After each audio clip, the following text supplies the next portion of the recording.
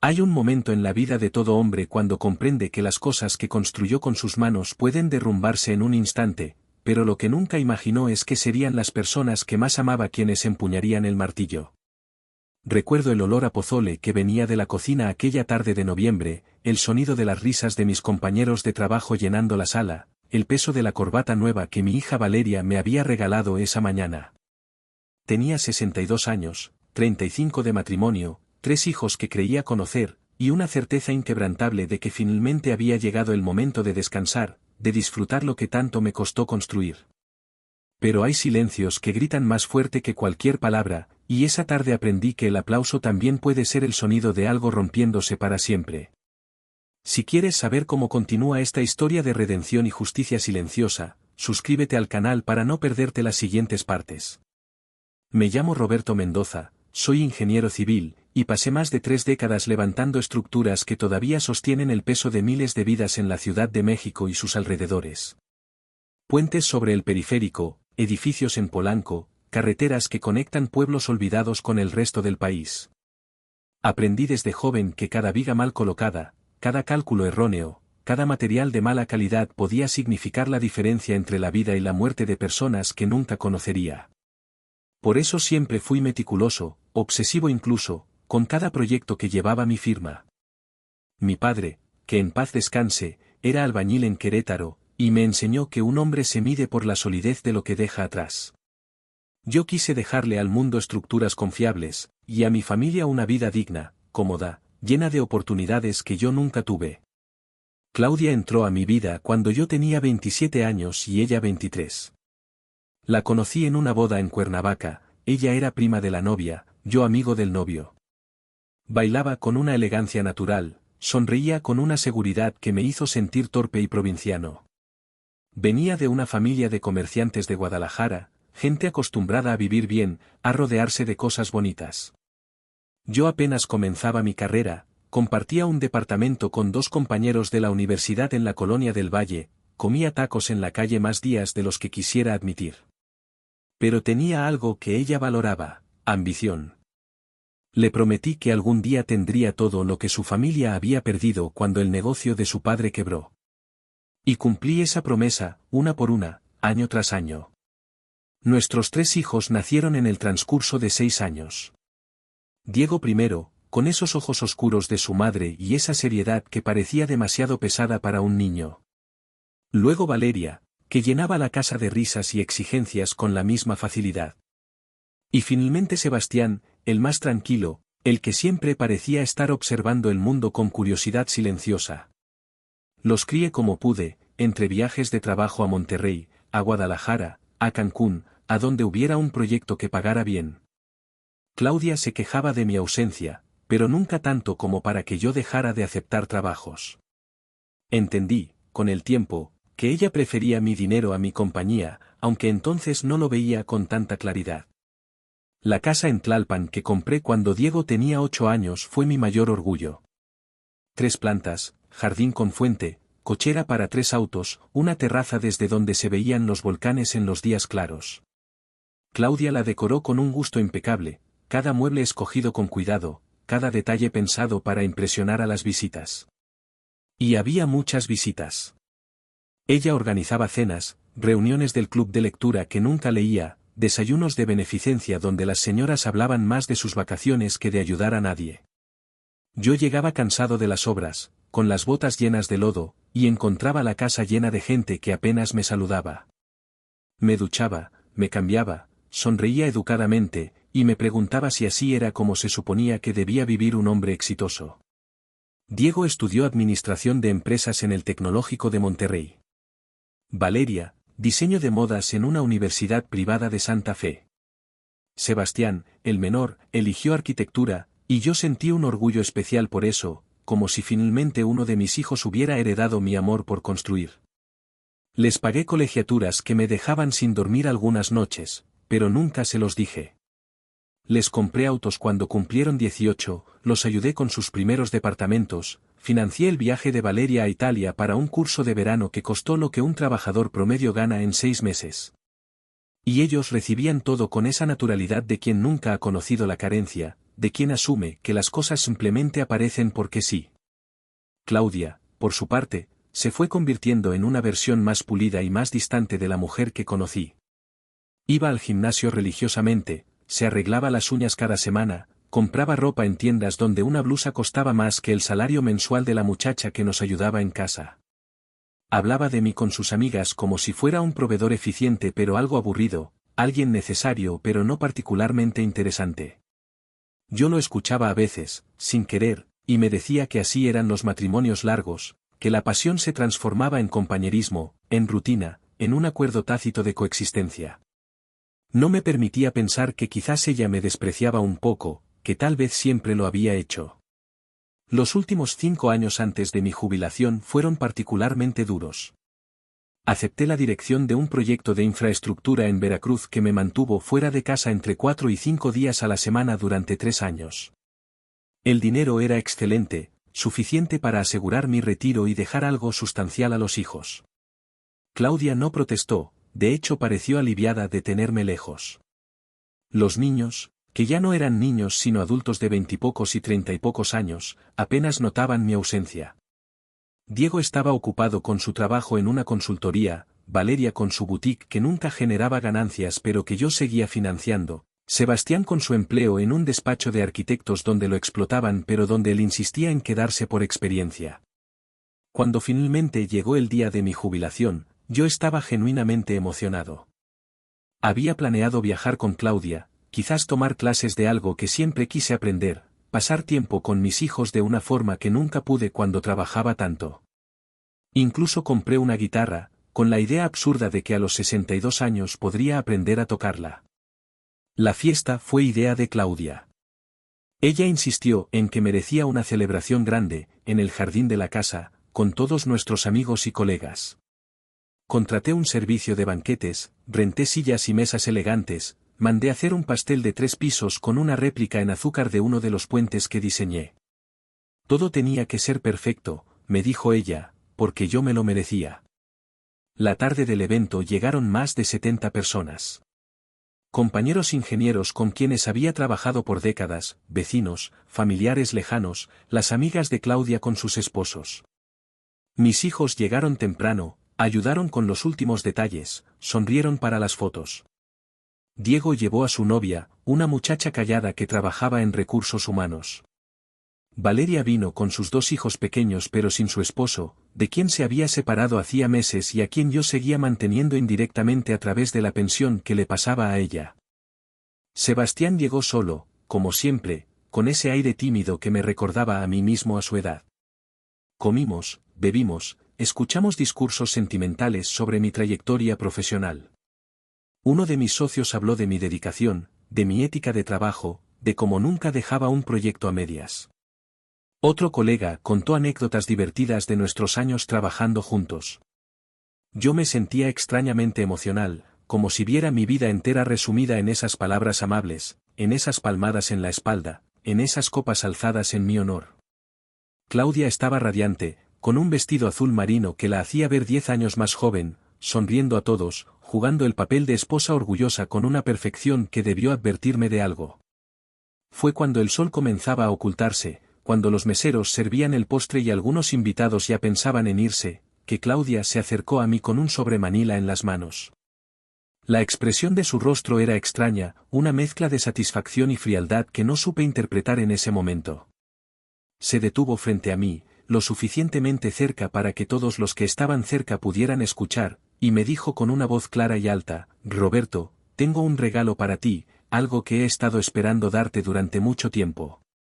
Tomé el sobre sin sospechar nada, pensando quizás que era algún tipo de álbum de fotos, o un certificado simbólico, algo emotivo que encajara con el tono de la celebración. Pero cuando lo abrí y vi los documentos de divorcio, con mi nombre y el suyo impresos en letras formales, con la firma de un abogado que yo no conocía, sentí como si el piso de mi propia casa se abriera debajo de mis pies. El silencio que siguió duró apenas 2 o 3 segundos, pero se sintió como una eternidad. Miré los papeles, leí las palabras disolución de matrimonio, división de bienes, pensión alimenticia, y mi cerebro se negaba a procesar lo que estaba viendo. Alcé la vista hacia Claudia, buscando alguna explicación, algún indicio de que esto era una broma de mal gusto, pero sus ojos estaban serenos, casi aliviados. Fue entonces cuando escuché el primer aplauso. Venía de Diego, mi hijo mayor, que estaba de pie junto a la mesa de postres con una sonrisa en el rostro y las manos golpeándose una contra otra en un ritmo lento y deliberado. Luego se unió Valeria, con ese aplauso entusiasta y ruidoso que siempre usaba cuando quería llamar la atención. Y finalmente Sebastián, más vacilante, más incómodo, pero aplaudiendo al fin.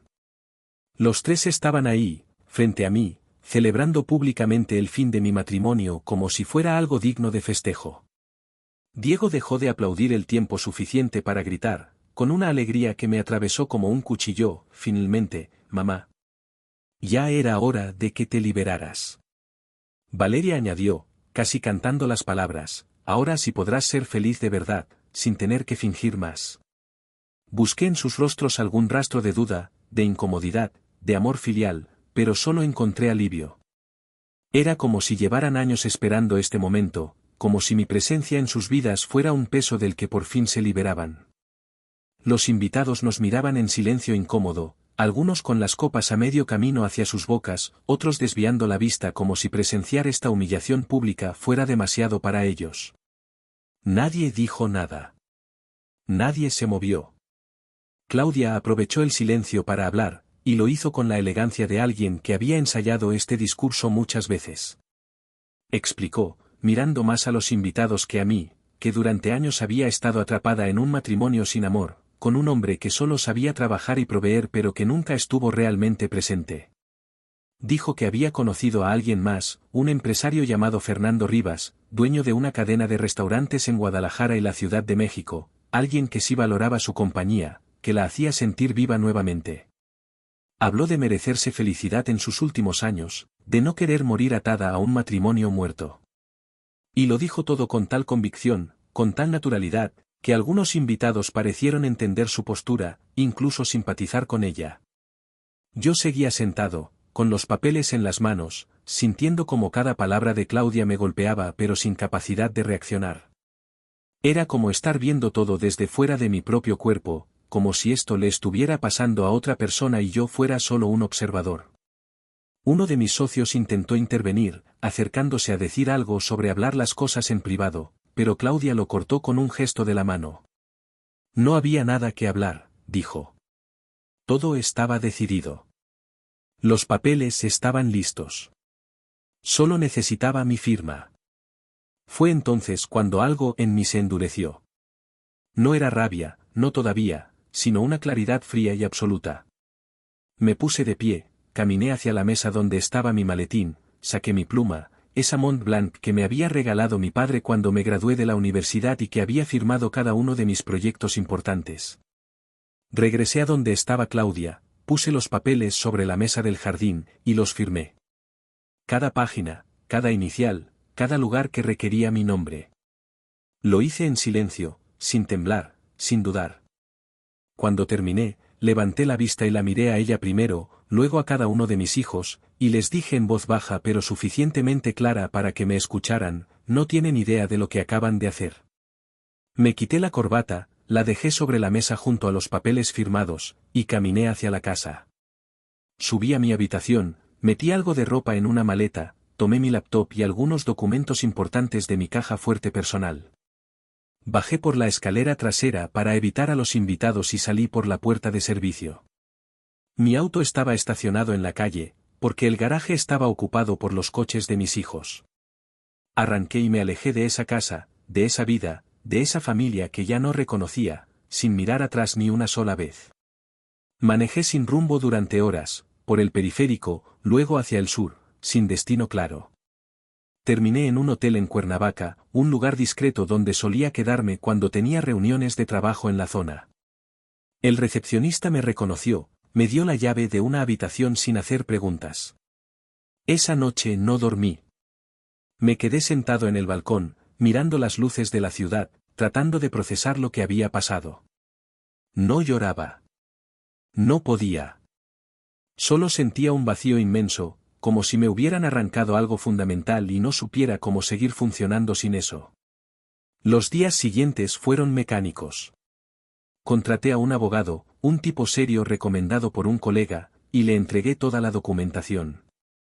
Él revisó el divorcio que Claudia había preparado y silbó entre dientes. Me dijo que era un acuerdo desventajoso para mí, que podía pelear por más, pero yo le dije que no me importaba. Que le diera la casa, el auto, la pensión que pedía. Él me miró como si estuviera loco, hasta que le expliqué que había cosas que Claudia no sabía, inversiones que hice siguiendo el consejo de mi padre, quien siempre me dijo que un hombre inteligente guarda algo que ni su esposa conoce. Durante 30 años, aparté un porcentaje de cada proyecto grande en cuentas que solo yo manejaba. Nada ilegal, solo previsión. También tenía 3 propiedades que había heredado de mi madre y que nunca puse a nombre de ambos, un departamento en Playa del Carmen que rentaba a turistas, una casa pequeña en Querétaro que era donde crecí, y un terreno en Tulum que compré hace 15 años cuando nadie imaginaba que se convertiría en lo que es hoy. Claudia sabía de mi pensión, de las cuentas de ahorro conjuntas, de los bonos del trabajo, pero no de esto otro. Y yo no iba a ilustrarla ahora. El abogado procesó todo rápido. Claudia aceptó el acuerdo sin pelear porque pensaba que estaba llevándose la mejor parte.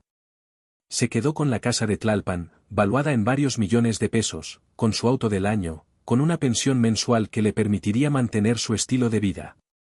Yo me quedé con mis inversiones ocultas, mis propiedades heredadas, y mi pensión de jubilación que era más generosa de lo que ella imaginaba. En papel, ella ganó. En realidad, yo conservé mi independencia financiera completa. Decidí mudarme a Playa del Carmen de forma permanente. El departamento que tenía ahí era amplio, con vista al mar, en una zona tranquila lejos del caos turístico. Contraté a una administradora para que manejara las rentas del resto de mis propiedades y me dediqué a hacer absolutamente nada durante las primeras semanas. Cocinaba, algo que nunca había hecho porque Claudia siempre tuvo quien lo hiciera. Caminaba por la playa al amanecer. Leía libros que había comprado años atrás y nunca abrí. Aprendí a bucear, a los 62 años, porque siempre quise hacerlo y nunca tuve tiempo. Fue en una librería de viejo frente al parque donde conocí a Elena. Ella estaba detrás del mostrador, ordenando libros con esa paciencia metódica de quien realmente ama lo que hace. Tenía 58 años, pelo gris que no intentaba ocultar, arrugas alrededor de los ojos que se hacían más profundas cuando sonreía. Era viuda, me contó después, su esposo había muerto 5 años atrás de cáncer. Tenía esa librería como un proyecto de vida, no para hacerse rica sino para tener un lugar donde pasar sus días rodeada de historias. No fue amor a primera vista. Fue algo mejor, fue reconocimiento. 2 personas que habían vivido lo suficiente para saber que la vida es más compleja que los cuentos de hadas, que la soledad puede ser digna pero la compañía adecuada es mejor. Empezamos a tomar café juntos. Luego ella me invitaba a cenar en su casa, un lugar modesto pero lleno de luz. Yo le contaba de puentes y edificios. Ella me hablaba de novelas y poetas. No había prisa, no había expectativas absurdas, solo 2 personas disfrutando la presencia del otro. Mientras tanto, en la Ciudad de México, el castillo de naipes que Claudia había construido comenzaba a derrumbarse. El empresario Fernando Rivas resultó ser exactamente lo que parecía, un hombre con más apariencia que sustancia. Sus restaurantes estaban quebrados, sobreviviendo a base de deudas y trucos contables. Cuando se juntó con Claudia, vio en ella lo que yo ya le había dado durante 35 años, estabilidad económica. Usó el dinero de la venta de algunas joyas de ella para tapar huecos financieros. Le pidió prestado contra la casa de Tlalpan. Le hizo firmar como aval de préstamos que nunca podría pagar. Diego, mi hijo mayor, perdió su trabajo en la consultoría. Recortes, me dijeron. Él había vivido siempre al límite de sus ingresos, gastando en apariencias, en restaurantes caros, en mantener una imagen de éxito que no coincidía con su cuenta bancaria. Cuando le cortaron el sueldo, descubrió que no había red de seguridad. Había asumido que yo le dejaría un fideicomiso, un fondo, algo que le permitiría sortear crisis. Pero ese fondo nunca existió. Yo trabajaba para darles oportunidades de educación y desarrollo, no para convertirlos en personas dependientes. Valeria enfrentó su propia crisis cuando su esposo, del que estaba separada, demandó custodia compartida de los niños y dejó de pasarle dinero. Ella dependía de esos pagos y de la ayuda que yo le daba mensualmente para mantener su boutique en Santa Fe, un negocio que nunca generó ganancias reales. Cuando llamó a Claudia pidiendo ayuda, descubrió que mamá ya no tenía dinero disponible. Todo estaba comprometido con las deudas de Fernando, con el mantenimiento de una casa demasiado grande, con un estilo de vida insostenible. Fue un sábado por la tarde, 3 meses después de aquella humillación pública, cuando mi teléfono sonó con un número que reconocí inmediatamente. Era Sebastián, mi hijo menor. Dejé que sonara varias veces antes de contestar, no por rencor sino porque necesitaba prepararme emocionalmente para lo que fuera que viniera. Cuando finalmente contesté, escuché su voz quebrada, ese tono que uno desarrolla cuando ha estado llorando y trata de controlarse. Me dijo, casi en un susurro, «Papá, ¿podemos hablar? Necesito contarte algo que debí haber dicho hace mucho tiempo». Le dije que sí, pero no por teléfono. Si tenía algo que decir, que viniera a Playa del Carmen, que hiciera el viaje, que demostrara que realmente le importaba. Colgué sin esperar respuesta. 2 días después, Sebastián estaba tocando a mi puerta. Se veía terrible. Había perdido peso, tenía ojeras profundas, la ropa arrugada de quien había viajado toda la noche en autobús porque no tenía dinero para un vuelo.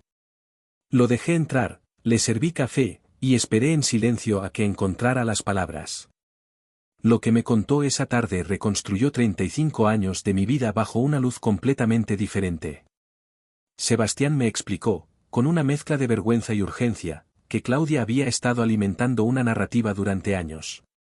Les decía a mis hijos que yo tenía otra familia en Veracruz, que ahí estaba mi verdadero hogar y que ellos eran solo la familia de fachada. Les mostraba supuestas evidencias, llamadas nocturnas que yo hacía y que ella interpretaba como conversaciones con mi otra esposa, viajes prolongados que según ella eran para estar con mis otros hijos, dinero que faltaba y que supuestamente gastaba en mantener esa doble vida. Sebastián me miró con ojos llenos de lágrimas mientras continuaba.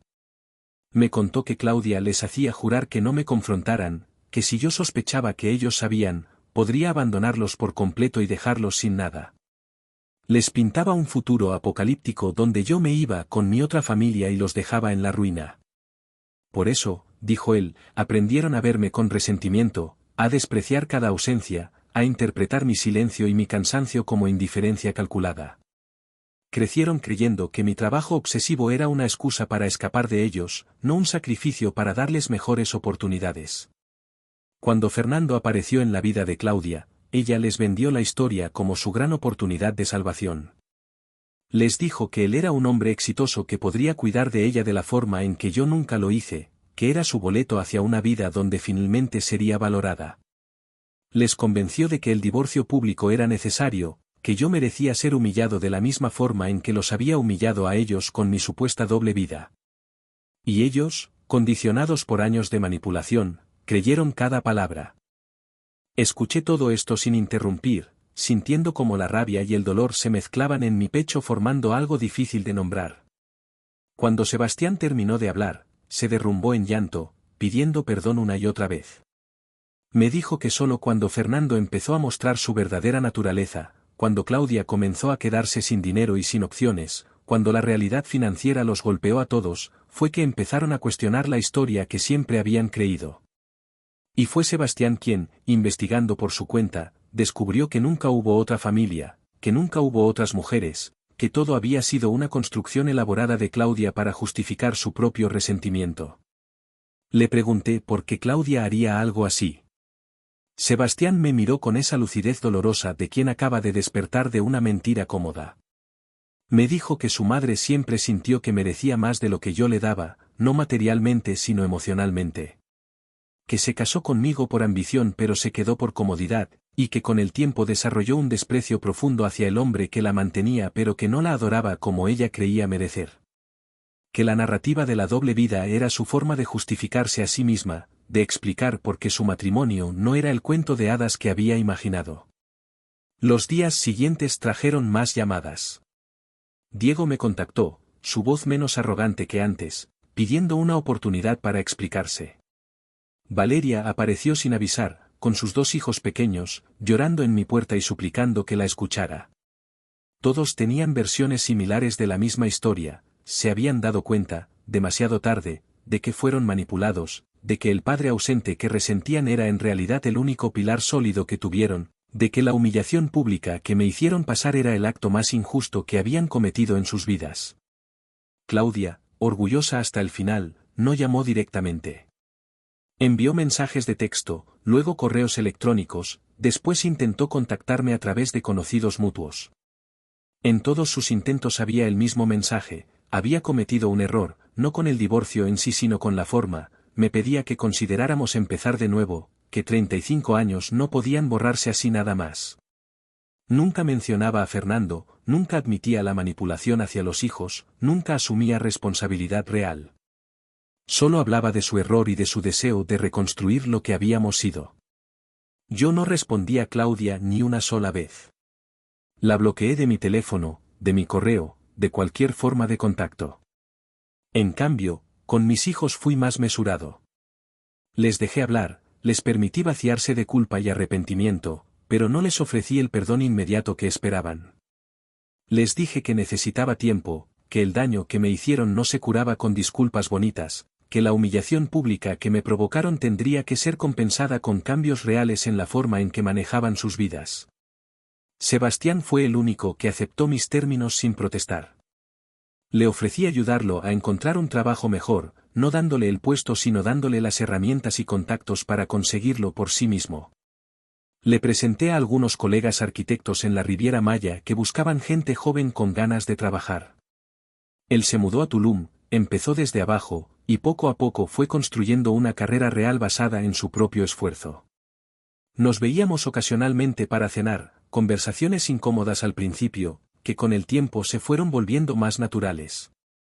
Con Diego establecí condiciones más estrictas.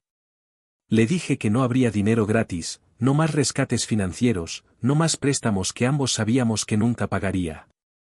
Si quería mi ayuda, tendría que demostrar que estaba dispuesto a vivir dentro de sus posibilidades, a reconstruir su vida desde una base honesta.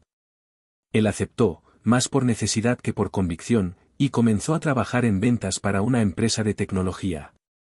No ganaba lo que ganaba antes, pero era un ingreso honesto que él mismo generaba. Valeria fue la más difícil.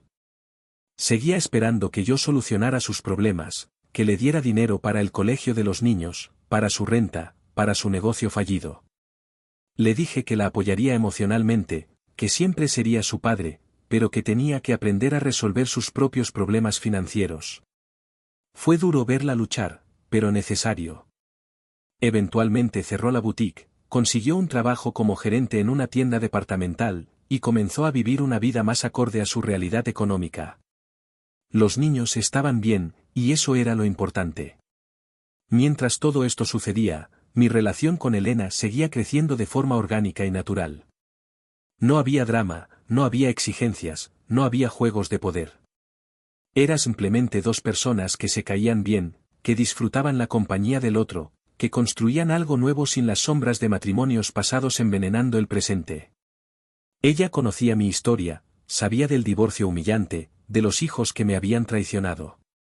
Y no me juzgaba ni trataba de forzar reconciliaciones. Solo estaba ahí, presente, real, honesta. Por mi parte, yo estaba descubriendo quién era Roberto Mendoza sin el peso de mantener una familia que lo despreciaba en secreto. Aprendí a cocinar platillos complicados, no porque tuviera que impresionar a nadie sino porque me gustaba el proceso. Tomé clases de guitarra con un músico jubilado que vivía en el edificio de al lado. Leía en las mañanas, buceaba en las tardes, caminaba por la playa al atardecer.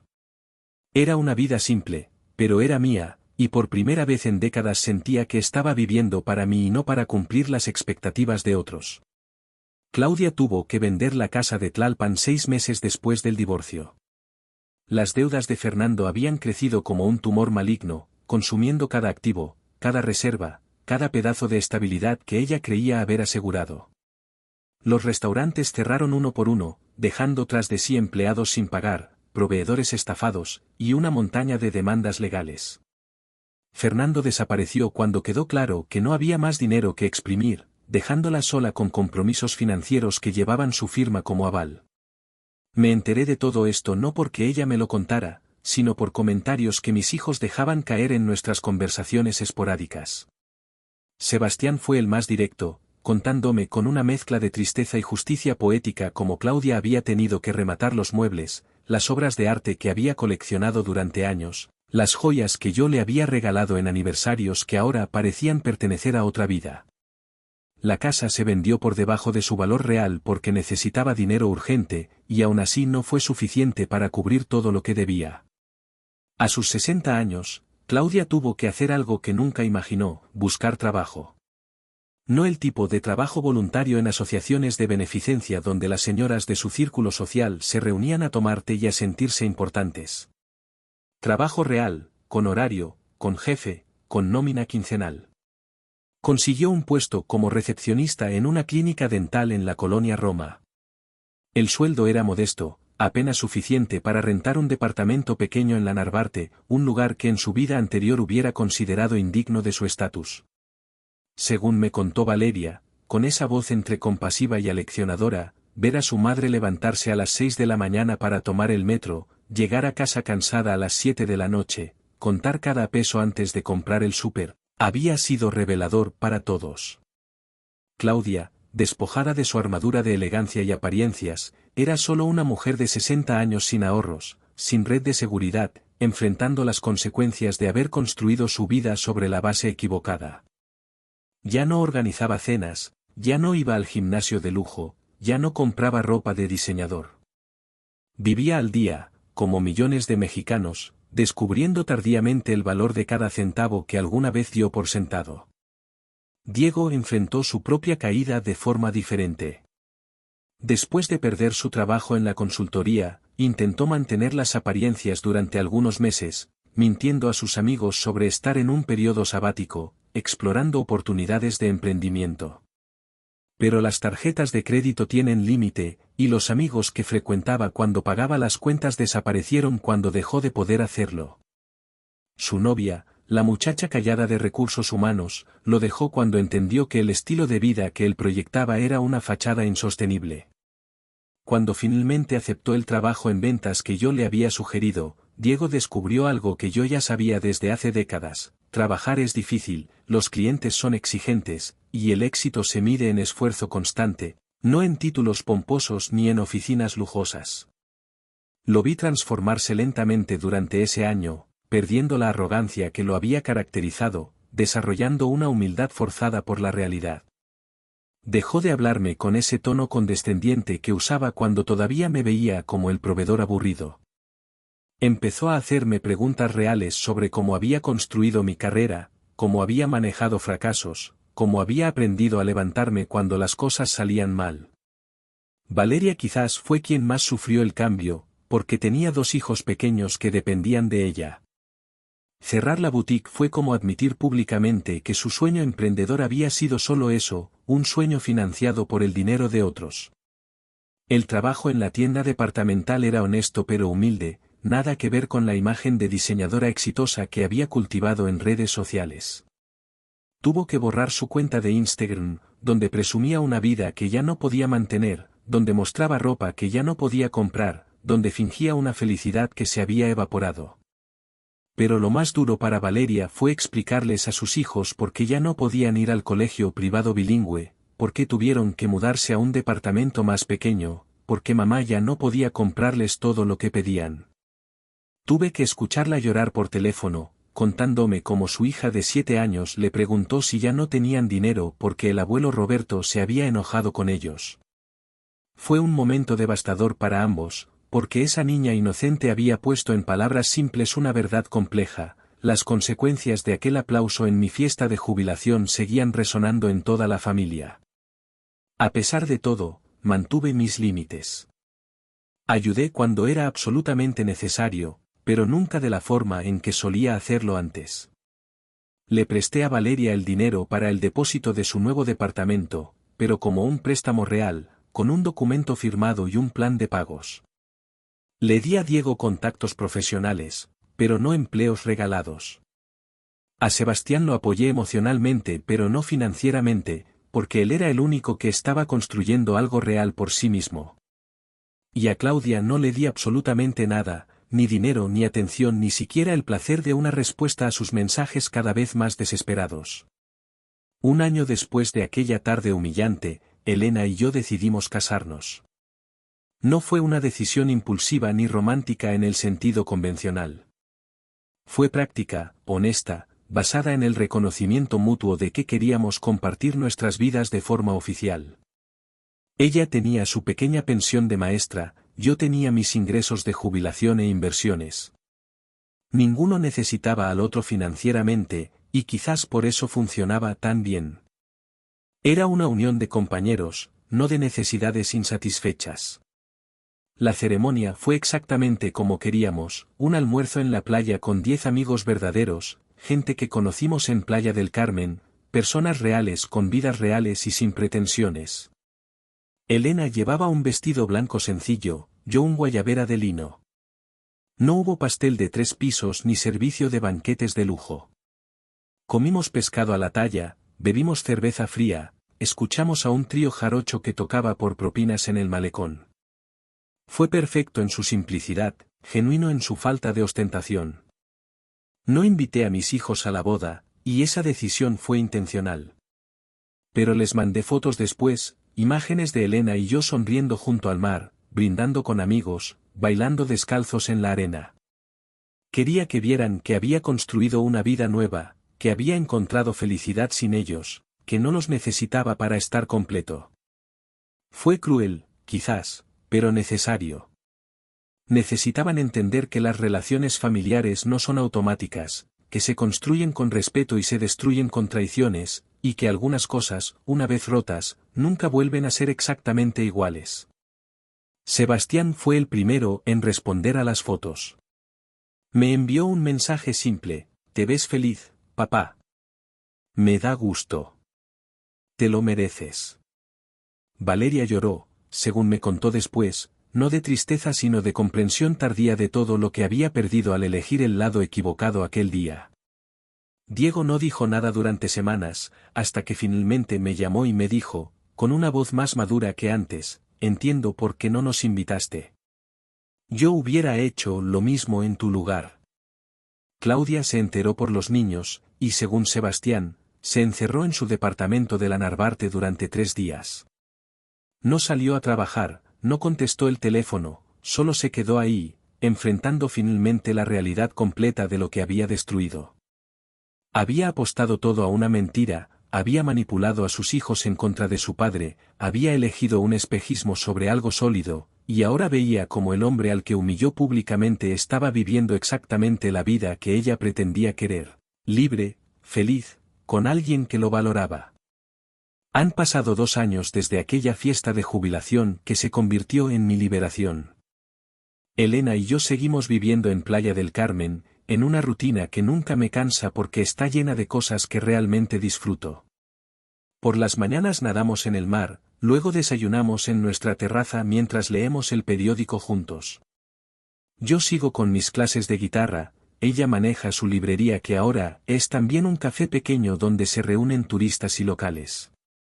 Por las tardes damos largos paseos, conversamos sobre libros, sobre política, sobre la vida, sin los silencios tensos que caracterizaban mi matrimonio anterior. Mis hijos siguen en mi vida, pero de una forma diferente, más sana, más honesta. Sebastián viene a visitarnos cada 2 o 3 meses. Ahora trabaja en un despacho de arquitectura en Tulum que diseña hoteles boutique, ganando un sueldo digno que él mismo genera. Ha desarrollado un estilo propio, una confianza que no tenía antes. Ya no me pide dinero, ya no espera que resuelva sus problemas. Conversamos como adultos, compartimos cervezas en la playa, y a veces me consulta sobre decisiones importantes no porque espere que decida por él, sino porque valora mi perspectiva. Diego visita menos frecuentemente, quizás 2 veces al año, pero cuando lo hace hay una diferencia notable en su actitud. Ya no hay ese aire de superioridad disfrazada de cariño filial. Me cuenta sobre su trabajo, sobre las metas de ventas que cumple, sobre cómo está aprendiendo a ahorrar, a vivir dentro de sus posibilidades. Conoció a alguien nuevo, una contadora que trabaja en la misma empresa, y me habla de ella con un entusiasmo genuino. Me dice que esta vez quiere construir algo real, no basado en apariencias sino en valores compartidos. Espero que sea verdad, aunque ya no es mi responsabilidad asegurarme de que lo sea. Valeria es quien más ha luchado con el cambio, pero también quien más ha crecido. Sigue trabajando en la tienda departamental, odiando algunos días pero agradecida otros. Sus hijos están en una escuela pública que resulta ser mejor de lo que ella temía, con maestros dedicados y compañeros de familias trabajadoras que les enseñan valores que el colegio privado nunca pudo dar. Me llamó hace algunos meses, llorando, para contarme que su hija había ganado un concurso de matemáticas estatal. Me dijo, papá, nunca pensé que diría esto, pero esta vida más simple, más honesta, es mejor para mis hijos de lo que era aquella vida de mentiras. La he perdonado, a ella y a sus hermanos, pero el perdón no significa olvido ni regreso al pasado. Significa aceptar que son humanos, que fueron manipulados, que cometieron errores terribles, y que están haciendo el esfuerzo genuino de ser mejores personas. Los quiero, porque son mis hijos, pero ya no los necesito, y creo que esa es la clave. El amor que siento ahora es libre, no está atado a obligaciones ni a culpas. Puedo elegir estar presente en sus vidas sin sentir que me debo sacrificar por ellos. Claudia, por otro lado, es un capítulo cerrado permanentemente. Sé por los niños que sigue trabajando en la clínica dental, que se mudó a un departamento todavía más pequeño para ahorrar en renta, que ha perdido contacto con la mayoría de sus antiguas amigas porque ya no puede mantener el ritmo de vida de ese círculo social. Intentó contactarme algunas veces más durante el primer año, siempre a través de terceros, siempre con alguna excusa sobre documentos pendientes o asuntos que resolver.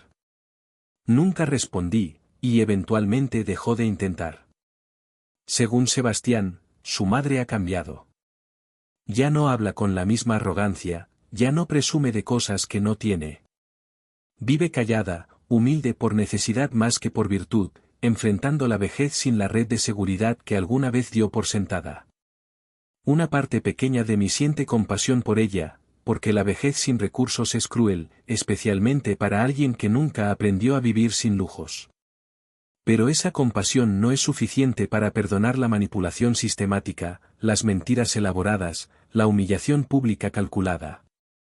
Algunas heridas pueden sanar, pero las cicatrices permanecen. He aprendido que la familia, la verdadera familia, no se define por lazos de sangre sino por respeto mutuo, por presencia genuina, por la capacidad de ver al otro como persona completa y no como función.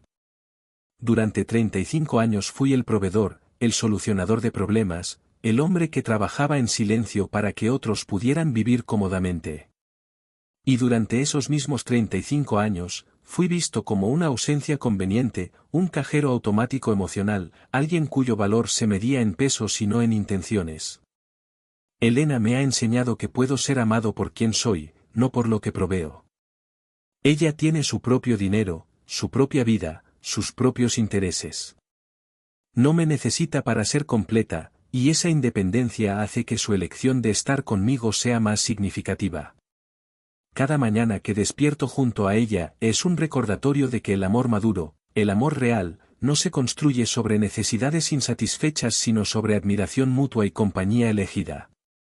A veces, cuando camino solo por la playa al atardecer, pienso en aquella tarde de noviembre, en el sobre Manila, en el aplauso de mis hijos, en mi firma serena sobre papeles que destruían décadas de mi vida. Y me pregunto si haría algo diferente si pudiera retroceder el tiempo. La respuesta siempre es la misma, no. Porque aquella humillación fue el precio de mi libertad, el momento exacto en que dejé de construir para otros y empecé a construir para mí. Las estructuras que levanté durante mi carrera seguirán en pie décadas después de mi muerte. Los puentes que diseñé seguirán conectando lugares, los edificios seguirán albergando vidas, las carreteras seguirán llevando gente a sus destinos. Esas obras son mi legado profesional, tangible, medible. Pero mi verdadero logro, me doy cuenta ahora, es haber aprendido a reconstruirme a mí mismo después de que todo lo que creía sólido se derrumbara. Es haber encontrado la dignidad en la soledad, la fuerza en la honestidad, y la paz en la aceptación de que no todos merecen estar en nuestra vida, sin importar cuánto los hayamos amado. Mis hijos están aprendiendo sus propias lecciones, construyendo sus propias vidas sobre bases más honestas. Claudia está viviendo las consecuencias de sus decisiones, algo que todos debemos hacer eventualmente.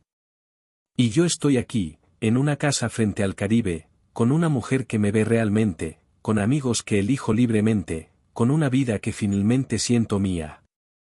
Aquella tarde, cuando susurré que no tenían idea de lo que acababan de hacer, no lo dije como amenaza sino como advertencia. No sabían que estaban liberándome de una cárcel que yo mismo había construido ladrillo por ladrillo. No sabían que estaban cortando las cadenas que me ataban a una vida que nunca fue realmente feliz.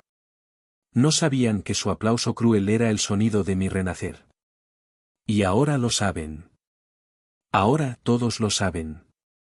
El sol de la tarde entra por las ventanas del taller que construí detrás de nuestra casa, iluminando el polvo que flota en el aire cada vez que lijo una pieza de madera.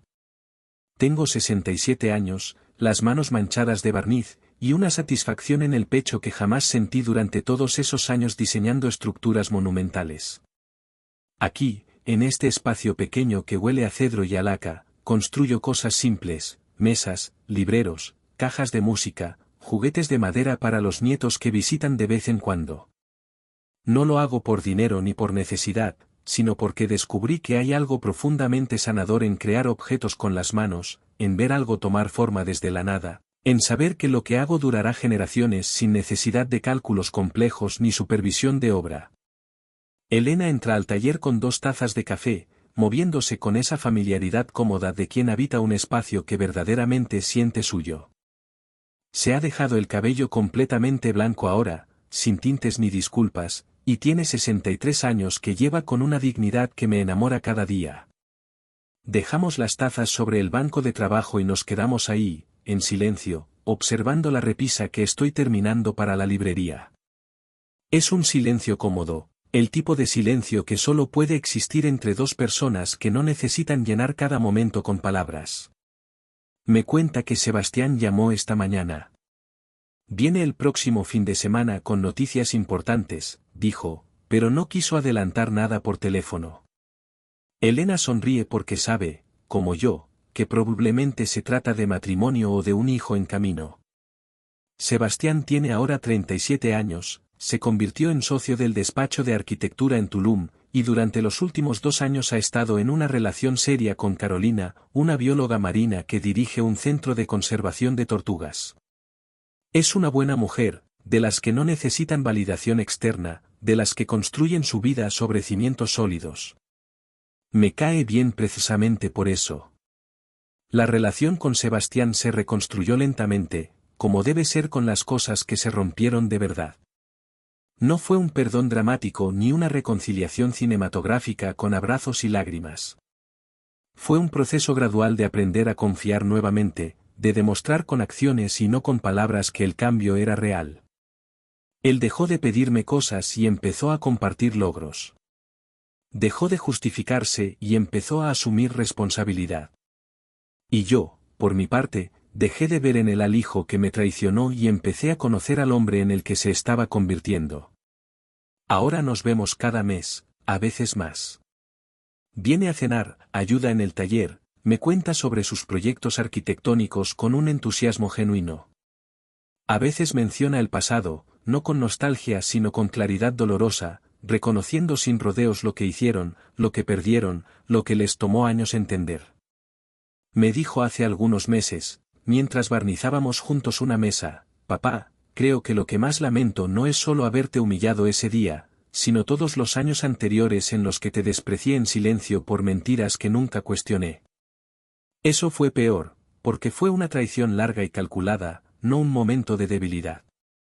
Diego visita 2 o 3 veces al año, generalmente en fechas específicas, mi cumpleaños, Navidad, algún puente largo. Nuestra relación es cordial pero distante, como la de conocidos que comparten historia pero no intimidad. Él ha progresado en su trabajo, ahora es gerente regional de ventas para la empresa tecnológica, gana bien, vive dentro de sus posibilidades. Se casó hace un año con Mónica, la contadora que mencionó hace tiempo, y según me cuenta parecen felices de una forma madura y realista. Pero hay algo en Diego que nunca cambió del todo. Una rigidez, un orgullo contenido que se asoma en comentarios casuales, en la forma en que evita ciertos temas, en cómo nunca menciona a Claudia cuando está conmigo. Creo que todavía carga con una vergüenza que no sabe cómo procesar, y que esa vergüenza se ha convertido en una pared entre nosotros. Lo he aceptado. No todos los hijos regresan de la misma manera, y no todas las relaciones pueden reconstruirse con la misma profundidad. Con Diego tengo lo que puedo tener, y eso está bien. Valeria es quien más me sorprendió en estos 5 años.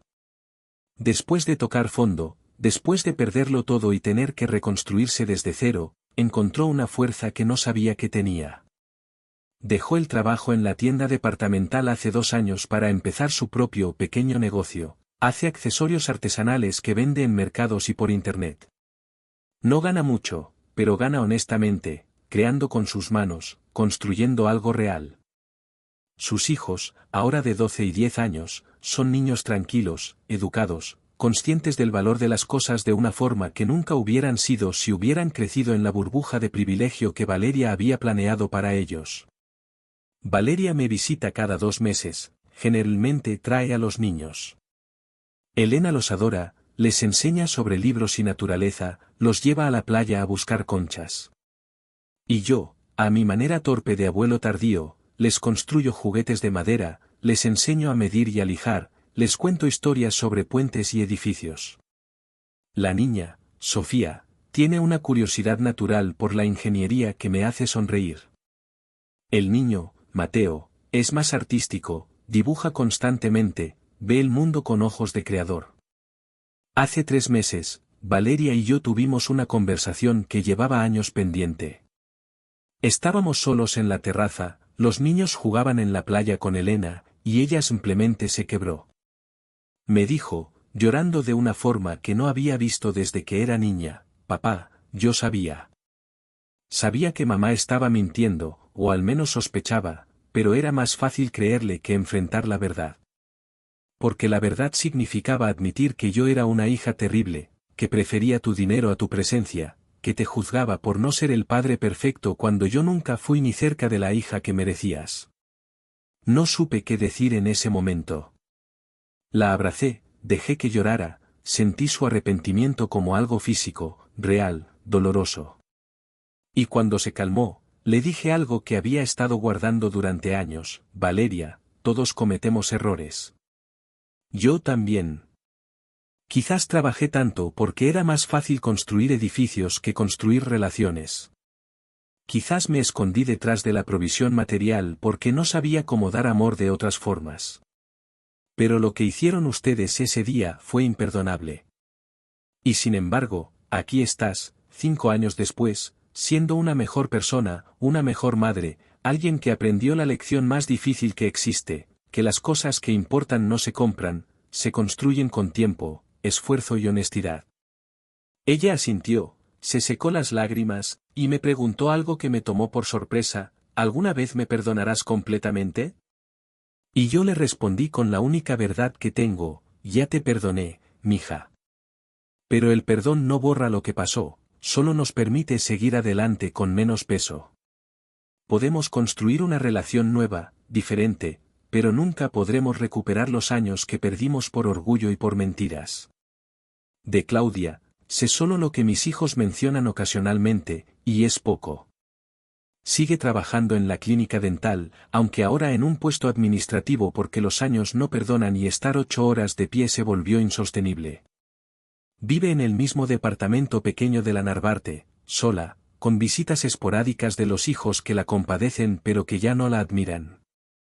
Según Sebastián, ella ha cambiado, se ha vuelto más callada, más reflexiva, menos preocupada por las apariencias. Ya no usa maquillaje elaborado ni ropa de marca.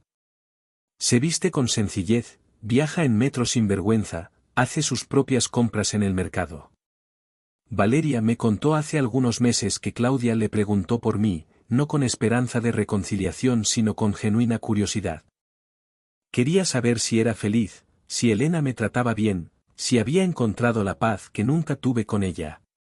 Valeria le dijo la verdad, que parezco 10 años más joven, que río más en un día ahora que en años enteros antes, que finalmente descubrí quién es Roberto Mendoza cuando no está cargando el peso de una familia que lo desprecia. Según Valeria, Claudia lloró cuando escuchó eso, no de celos sino de arrepentimiento tardío, del tipo de arrepentimiento que llega cuando ya no hay nada que hacer al respecto. Hubo un momento, hace aproximadamente un año, en que Claudia intentó contactarme directamente. Envió una carta física a la dirección de Playa del Carmen, escrita a mano en varias páginas. Elena la recibió, me la dio sin leerla, y me dejó decidir qué hacer con ella. La dejé sobre mi escritorio durante una semana, mirándola cada día, debatiéndome entre leerla o quemarla. Finalmente la abrí, más por curiosidad que por deseo de reconciliación. Era una disculpa larga, detallada, brutalmente honesta.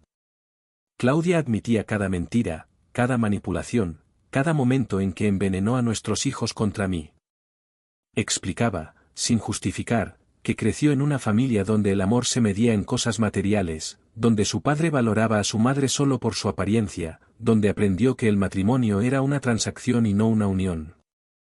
Decía que cuando se casó conmigo vio un proyecto, no una persona, alguien a quien moldear para que cumpliera sus expectativas. Y que cuando no pudo moldearme, cuando mi personalidad reservada y mi dedicación al trabajo no encajaron con su fantasía romántica, decidió destruir lo que no pudo controlar. Terminaba la carta pidiendo no una reconciliación sino algo más simple, que supiera que había pasado estos 5 años enfrentando las consecuencias de sus decisiones, que había perdido todo lo que alguna vez valoró, y que finalmente entendía que el único tesoro real que tuvo en su vida fui yo, el hombre callado que construía puentes y que la amó a su manera imperfecta durante 35 años. No pedía perdón porque sabía que no lo merecía. Solo quería que supiera que ella sabía, ahora, lo que había perdido. Le mostré la carta a Elena. Ella la leyó en silencio, me la devolvió, y me dijo con esa sabiduría tranquila que la caracteriza, es una buena carta. Honesta, dolorosa, real. La pregunta es, ¿cambia algo para ti? Y tenía razón. No cambiaba nada. Claudia podía arrepentirse sinceramente, podía haber crecido y cambiado, pero eso no borraba el pasado ni creaba un futuro juntos. Le escribí una respuesta breve, la única que podía darle, Claudia, recibí tu carta. Te creo. Y te deseo paz en tu vida. Pero mi vida está aquí ahora, con alguien que me ve como soy y me valora por eso. Cuídate, y espero que encuentres la felicidad que siempre buscaste en los lugares equivocados. Nunca respondió a esa carta, y yo nunca esperé que lo hiciera. Fue un cierre, el tipo de cierre que ambos necesitábamos para seguir adelante sin rencor pero sin ilusiones. La librería de Elena se ha convertido en un punto de encuentro en el pueblo. Ampliamos el espacio hace 2 años, agregamos más mesas para el café, organizamos clubes de lectura los miércoles y presentaciones de autores locales los sábados. Yo ayudo con la parte administrativa, con las reparaciones, con la construcción de estantes nuevos cuando hace falta. Es un trabajo pequeño, insignificante comparado con los proyectos que manejaba antes, pero me llena de una satisfacción que nunca encontré en esas obras monumentales. Hay algo profundamente sanador en servir café a jubilados que vienen a leer el periódico, en recomendar libros a turistas que buscan algo que leer en la playa, en ver cómo grupos de mujeres locales se reúnen para hablar de novelas como si fueran amigas de toda la vida. Este espacio pequeño, este proyecto modesto, tiene más vida, más humanidad, más propósito que todos los puentes que diseñé. Y eso me enseñó algo importante, que el valor de lo que construimos no se mide en tamaño ni en presupuesto, sino en el impacto humano que tiene. Mis nietos mayores, los hijos de Valeria, me preguntaron hace poco por qué ya no trabajo en cosas grandes. Les expliqué que pasé décadas construyendo para que otros pudieran pasar, para que miles de vidas que nunca conocería fueran un poco más fáciles. Y que eso estaba bien, era importante, era necesario. Pero que ahora estoy en una etapa diferente, donde quiero construir para las personas que sí conozco, para la familia que elegí, para la comunidad pequeña que me acogió cuando lo perdí todo. Sofía, la mayor, me miró con esos ojos sabios de niña de 12 años y me dijo, entonces ahora construyes puentes entre personas en lugar de puentes para que pasen los carros. Y tenía razón. Eso es exactamente lo que hago. Elena y yo construimos un espacio donde la gente se conecta, donde se forman amistades, donde los turistas solitarios encuentran conversación y los locales encuentran comunidad. Son puentes invisibles, hechos de café y libros y conversaciones, pero son tan reales como cualquier estructura de acero y concreto. Esta noche, como todas las noches, Elena y yo cenaremos en la terraza viendo el atardecer sobre el Caribe. Probablemente hablaremos sobre la visita de Sebastián el próximo fin de semana, especularemos sobre sus noticias importantes, haremos planes simples. Después ella leerá su novela mientras yo trabajo en la guitarra, todavía torpe después de 5 años de práctica pero cada vez menos terrible. Y antes de dormir, como siempre, ella me preguntará en qué pienso, y yo le diré la verdad, que pienso en qué afortunado soy de haber perdido todo para encontrar esto. Porque esa es la paradoja que aprendí a los 62 años y que sigo viviendo a los 67, a veces tienes que dejar que se rompa lo que está mal construido para poder construir algo verdadero. A veces el aplauso que te humilla es el sonido de las cadenas rompiéndose. A veces la familia que pierdes no es la familia que necesitabas. Y a veces, solo a veces, el final más doloroso es el comienzo de la vida que siempre mereciste vivir pero nunca tuviste el valor de buscar. Mis hijos están aprendiendo a vivir con integridad, construyendo sus vidas sobre bases honestas. Claudia está enfrentando su vejez con la humildad que solo viene del dolor y la pérdida. Y yo estoy aquí, en una casa frente al mar, con una mujer extraordinaria, construyendo mesas de madera y sirviendo café y siendo, finalmente, completamente yo mismo. Esa tarde de noviembre, cuando firmé los papeles de divorcio frente a 70 testigos, cuando escuché el aplauso cruel de mis hijos, cuando susurré que no tenía ni idea de lo que acababan de hacer, no imaginé que 5 años después estaría aquí, en este lugar de paz, con esta vida que nunca planifiqué pero que es más mía que cualquier otra cosa que haya tenido. La familia se construye con respeto, con presencia genuina, con la voluntad de ver al otro como persona completa. Se construye con verdad, no con conveniencia. Se sostiene con integridad, no con dinero. Y cuando se rompe, a veces la mejor construcción que podemos hacer es una nueva, sobre tierra firme, con materiales honestos, y con personas que realmente merezcan habitar en ella. Aprendí que los puentes más importantes no son los que conectan ciudades, sino los que construimos hacia nosotros mismos, hacia la versión de nuestra vida que realmente merecemos vivir. Y que a veces, para construir esos puentes, primero tenemos que dejar que se derrumben los que estaban mal hechos desde el principio. Esa es mi historia. La historia de un hombre que pasó 35 años construyendo para otros y 5 años construyendo para sí mismo. Y que finalmente, a los 67 años, puede decir sin mentira que conoce la diferencia entre existir y vivir.